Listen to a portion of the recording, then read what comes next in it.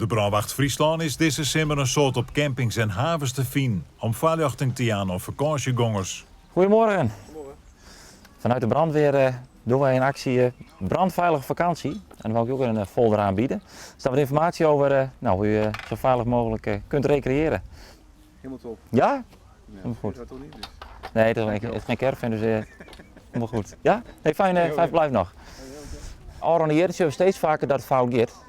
En de hele wereld meestal denkt van, hoe komt mij net? Maar we zien toch wel steeds vaker dat het fout gaat. Bauma zocht benammen dat het vaak ontbreekt aan reekmelders en koolmonoxidemelders. En de keren dat zo'n reekmelder vol in de caravan zit, zou dat ik net altijd alles, blijkt uit deze controle. Heeft u de rookmelk wel eens getest? Ja, wel eens, maar ik vind het altijd moeilijk om hem weer goed in te krijgen. In principe zou je gewoon op een knopje moeten drukken en dan weet je of je het doet. Doe maar. Ja, zullen we proberen?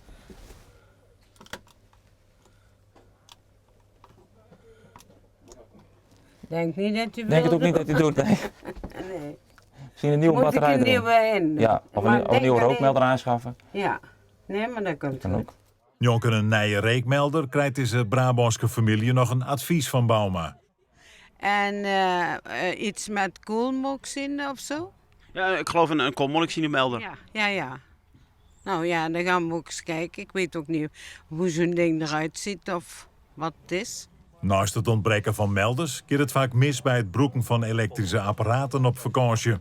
Bijgelijks bij het opladen van mobiele telefoons of fietsaccu's, maar ook het gebruik van de krultang of een ventilator.